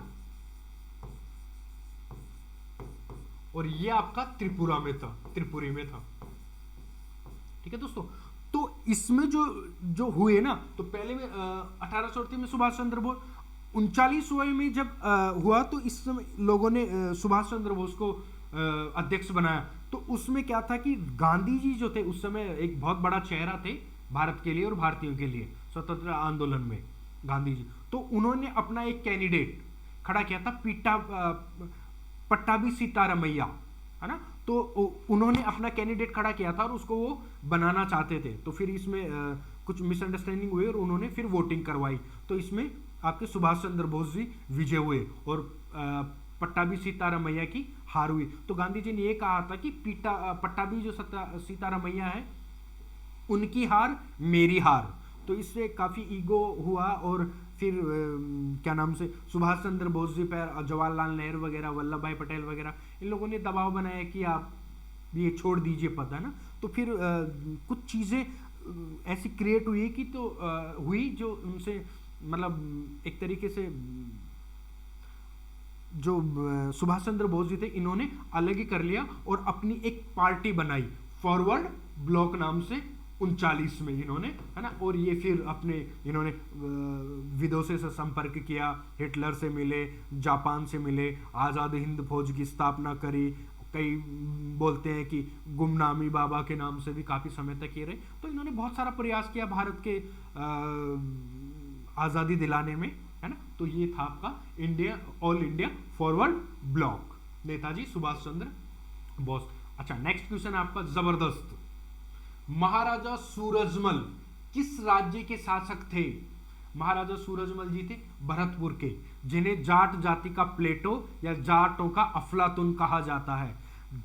प्लेटो क्यों कहा जाता है? क्योंकि इन्होंने अपने जीवन में लगभग 24 लड़ाइयां लड़ी और एक में भी नहीं हारे। जबरदस्त योद्धा, जबरदस्त रणबांकुरे, जबरदस्त राजनीतिज्ञ, जबरदस्त दूरदर्शिता वाले आदमी और अपने धर्म को स्थापित करने वाले, वास्तुकला के ज्ञाता और जो विद्वानों को आश्रय देने वाले महान राजा, ये शख्सियत थे आपके भरतपुर के जाट राजा सूरजमल जी। इनके पिताजी का नाम था बदन सिंह। अच्छा, जाटों का सबसे पहले जो नाम आता है दोस्तों, वो आता है लगभग आपके जो जिस समय औरंगजेब ने एक धर्म के खिलाफ चीजें, मंदिर तोड़वाना वगैरह और बहुत सारी कर लगा वगैरह, तो वहां से गोकुल जाट और राजा राम जाट वगैरह ये लोग आए थे। तो वहां से चूड़ामन जाट, है ना, तो वहां से जाटों का वो स्टार्ट होता है। अच्छा, राजा राम जाट वो थे जिन्होंने अकबर का जो मकबरा बना हुआ सिकंदरा में, वहां से अकबर के मकबरे को लूट लिया था। उन्होंने अस्थियां उखाड़ के लेके गए थे राजा राम जाट ने, है ना, वो जाट से संबंधित थे। तो भरतपुर की जो राजा थे वो थे सूरजमल जाट। इन्होंने 1733 में भरतपुर का किला बनाया जिसे लोहागढ़ भी कहा जाता है। डीग जो भरतपुर में उसको जल महलों की नगरी बोलते हैं डीग को, और वहाँ के बहुत बादल महल वगैरह जो डीग के महल वो काफ़ी फेमस है अपने जल के लिए, है ना, उसमें फारा वगैरह उनके लिए बहुत फेमस है। अच्छा, जिस समय पानीपत का थर्ड वॉर हो रहा था 1761 में, उस समय ये मराठों को इन्होंने ये राय दी थी कि आप अब्दाली से, जो सदाशिव राव भाऊ वगैरह थे, विश्वास राव जो पेशवा बालाजी बाजीराव के पुत्र थे, हालांकि वो तो उस समय बहुत छोटे थे, लेकिन जो सदाशिव राव भाऊ थे ना, उनको इन्होंने ये दिया था कि सलाह कि आप अभी अब्दाली से युद्ध ना करें और आप बाद में युद्ध करें। पर ये नहीं मानी थी उन्होंने, और उसका परिणाम ये रहा कि वो युद्ध में पराजय और मराठाओं का पतन उस बाद में प्रारंभ हो गया था, है ना। ठीक है दोस्तों, तो ये थे आपके सूरजमल। नेक्स्ट क्वेश्चन, आचार्य राजेंद्र सूरी का जन्म किस शहर में हुआ? जो आपके आचार्य जो हैं उनका जन्म हुआ था आपके वही जाट जाति का प्लेटो के भरतपुर में। ठीक है दोस्तों, नेक्स्ट क्वेश्चन है आपका, बाल गंगाधर तिलक द्वारा कौन सा दैनिक समाचार पत्र मराठी में शुरू किया गया था? महाराष्ट्र से थे, मराठी मानुस थे बाल गंगाधर तिलक। इनका फेमस नारा स्वराज्य मेरा जन्म सिद्ध अधिकार है और इसे मैं लेकर रहूंगा। अच्छा, स्वराज्य को लेकर भी दोस्तों देखो 3-4 क्वेश्चन बनते हैं। नारा किसने दिया? स्वराज्य शब्द को जो कांग्रेस के अधिवेशन में, दादा भाई नौरोजी वाले में 1906 में जो अधिवेशन हुआ।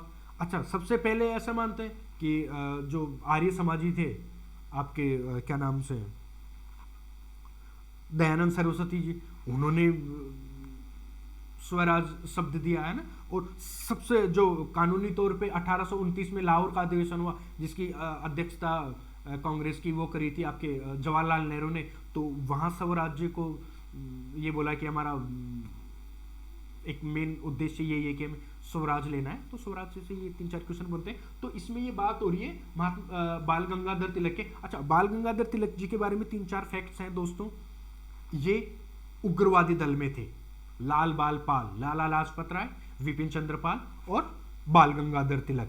जो गरम दल था, कांग्रेस का बंटवारा हुआ 1907 का सूरत अधिवेशन, 1907 का सूरत अधिवेशन, वहां पर कांग्रेस का हुआ एक गरम दल एक नरम दल, तो उसमें लाल बाल पाल शामिल थे।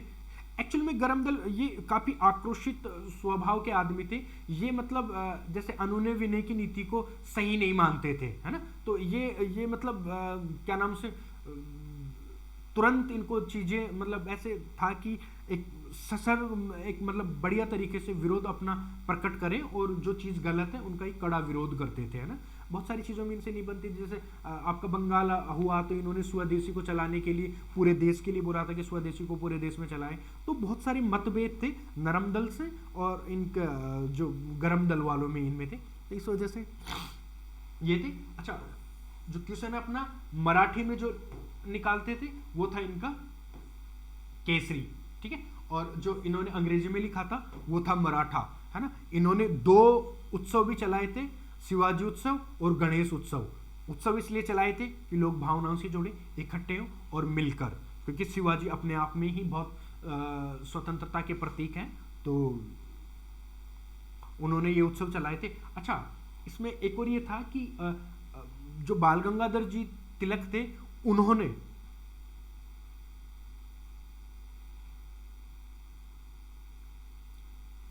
एनी बेसेंट के साथ मिलकर होम रूल आंदोलन चलाया था 1916 में। जो एनी बेसेंट थी वहां पर इन्होंने पहली महिला अध्यक्ष कांग्रेस की एनी बेसेंट, ये थी पहली कांग्रेस की जो थी 1917 में जो बनी थी। हालांकि भारतीय थी वो सरोजनी नायडू जी थे, वो 1925 वाले अधिवेशन में बनेंगे, है ना, ठीक है। तो ये पहली थी, तो इसके साथ मिलकर इन्होंने होम रूल लीग आंदोलन चलाया, ठीक है दोस्तों। और क्या फैक्ट हो सकता है इनके बारे में। अच्छा, एक क्या नाम से एक चिरोल ऐसे कुछ करके इन्हें एक जो है ना, तो वैलेंटाइन सिरोल थे, उन्होंने जो आपके बाल गंगाधर तिलक जी थे उनके बारे में भारतीय अशांति का जनक बाल गंगाधर तिलक जी को कहा था वैलेंटाइन सिरोल ने, ठीक है दोस्तों। ये तो कुछ बातें थी आपकी बाल गंगाधर तिलक जी से। नेक्स्ट क्वेश्चन है आपका महाराजा सूरजमल का अन्य नाम कौन सा है। तो ये आपका जो महाराजा सूरजमल, अभी जो अपन ने बात करी थी कि क्या नाम से जाट जाति का प्लेटो अफलातून, वो है सुजान सिंह जी, ठीक है।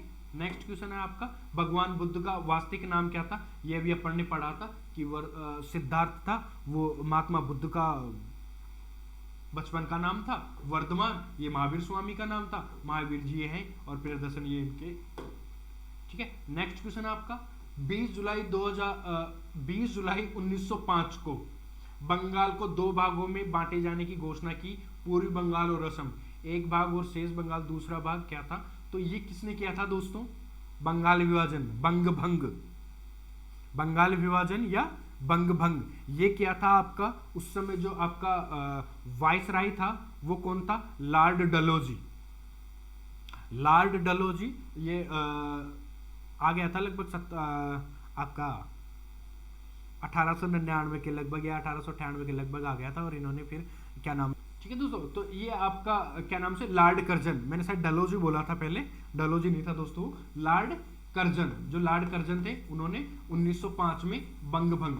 अच्छा देखिए दोस्तों, बंग भंग जो बंगाल का विभाजन था वो एक तरीके से देखा जाए तो अंग्रेजों ने ये बोला था कि हम ये प्रशासनिक दृष्टि से कर रहे हैं, पर ऐसा कुछ नहीं था कि बंगाल में जो उस समय बंगाल, बिहार, उड़ीसा, जो आपका आज बांग्लादेश है, ये सारा बंगाल में आता था। तो ये बोल रहे थे कि बहुत ज़्यादा क्षेत्रफल है तो हम एक प्रशासनिक दृष्टि से इसको 2 भागों में बांट देंगे, लेकिन ये इनका कतई नहीं था।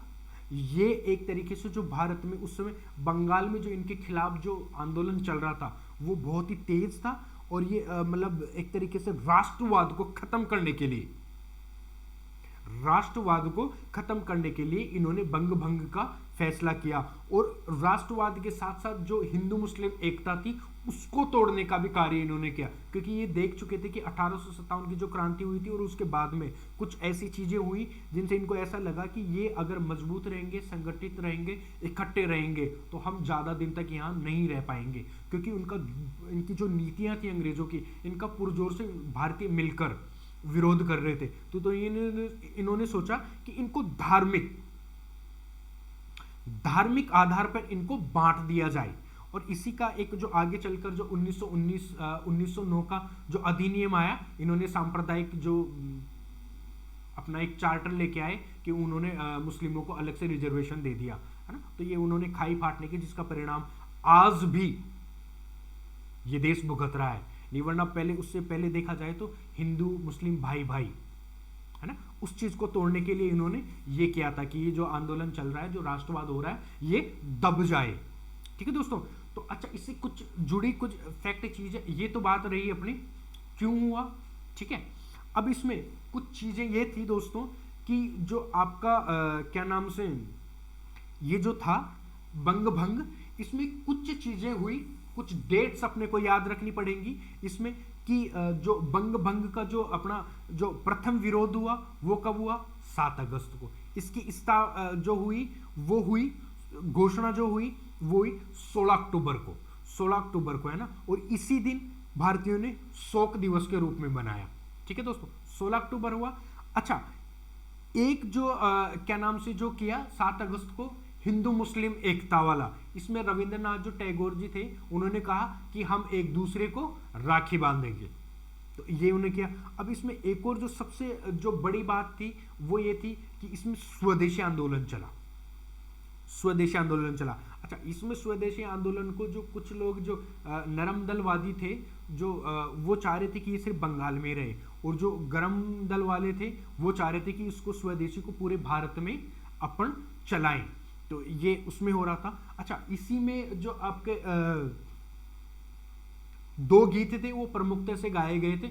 एक आपका बंकिम चंद्र चटर्जी का लिखा हुआ आनंद मठ से लिया हुआ जो अपना राष्ट्रीय गीत है वंदे मातरम, और दूसरा गीत, अच्छा, वंदे मातरम को सबसे पहले अपन ने कब गाया था, 1896 के कलकत्ता कांग्रेस के कलकत्ता अधिवेशन में।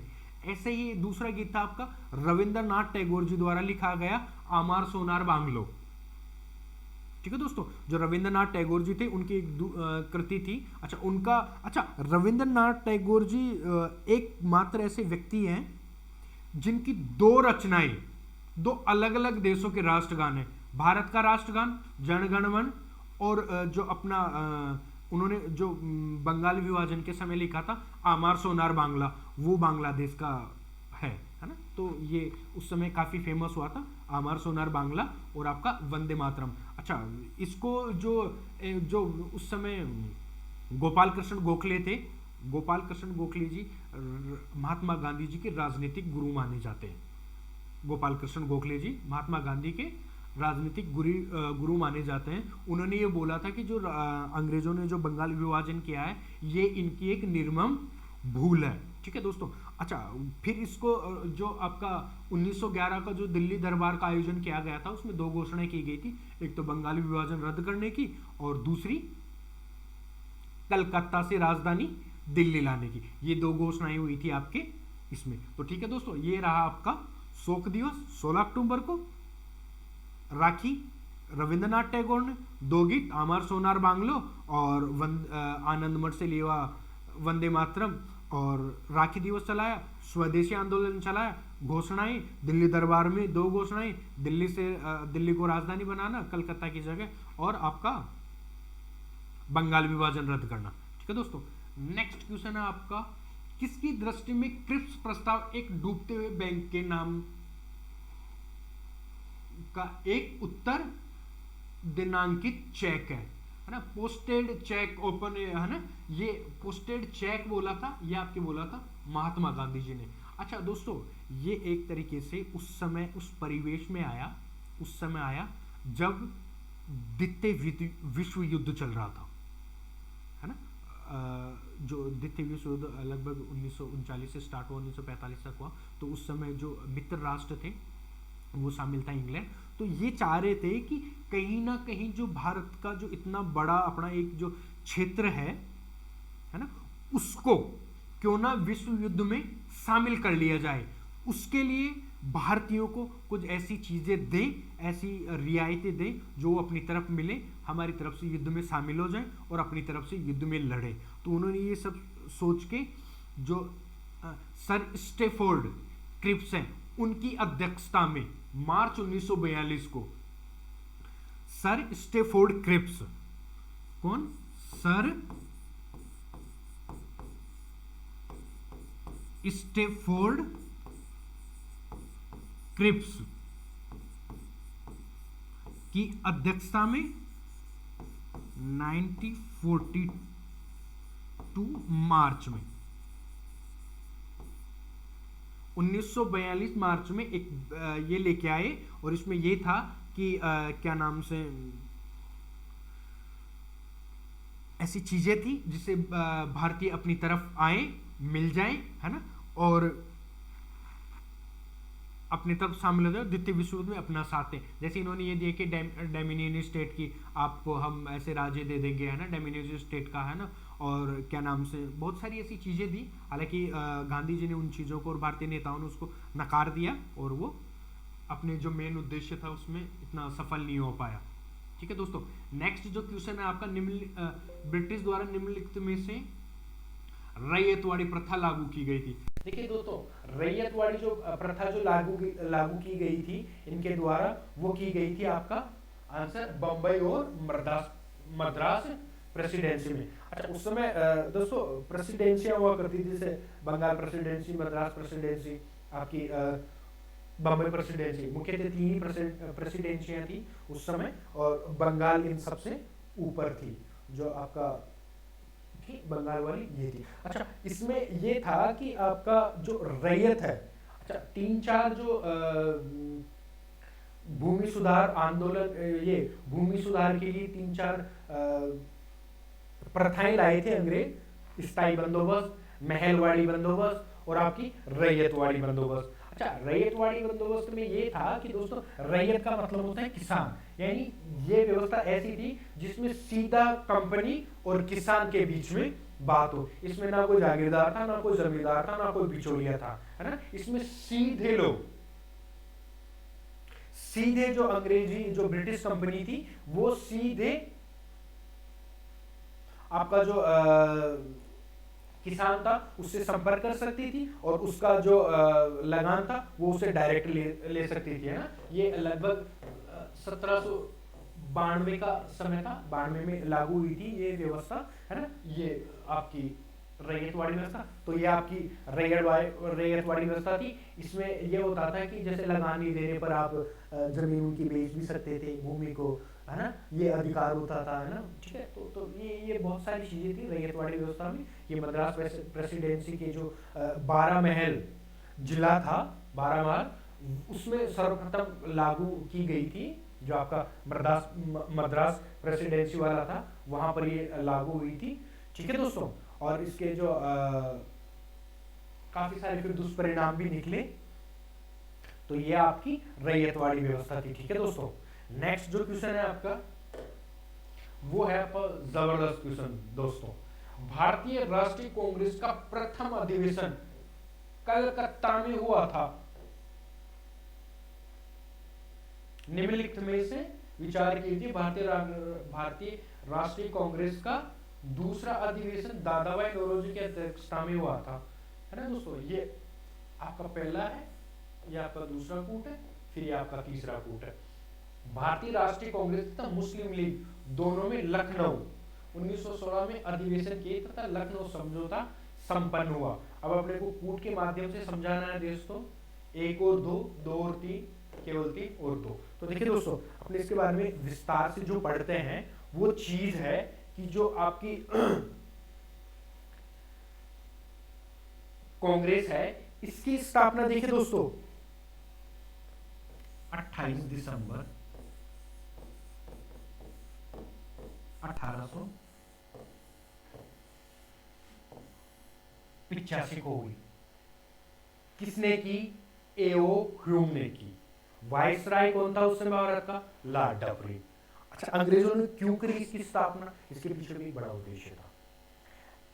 ऐसा माना जाता है कि अंग्रेजों ने एक सेफ्टी वॉल के तौर पे कांग्रेस की स्थापना करी थी, कि जो भारतीयों का जो अपनी अंग्रेजों के प्रति जो आक्रोश हो रहा है उसको दबाने के लिए, या उसको बीच में एक तरीके से विराम देने के लिए, या उस पूरे जो एक गुब्बार बना हुआ है हमारे खिलाफ उसको रोकने के लिए, कुछ देर के लिए ठहराने के लिए कांग्रेस की स्थापना करी थी, कि कुछ लोग जो होंगे वो कांग्रेस में होंगे और वो क्या नाम से अपना जो इनसे सीधे हम एक जनता के प्रतिनिधि के रूप में इनसे अपन बात कर लेंगे। तो सेफ्टी वॉल पे इन्होंने कांग्रेस की स्थापना करी।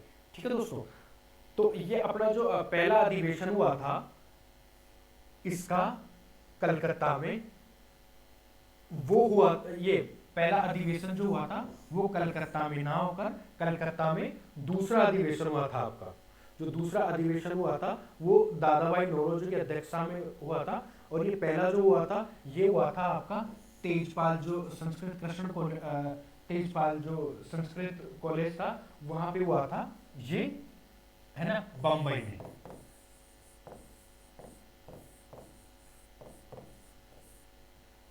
और जो इसके अध्यक्ष थे वो थे डब्ल्यू.सी. बनर्जी। डब्ल्यू.सी. बनर्जी, व्योमेश चंद्र बनर्जी।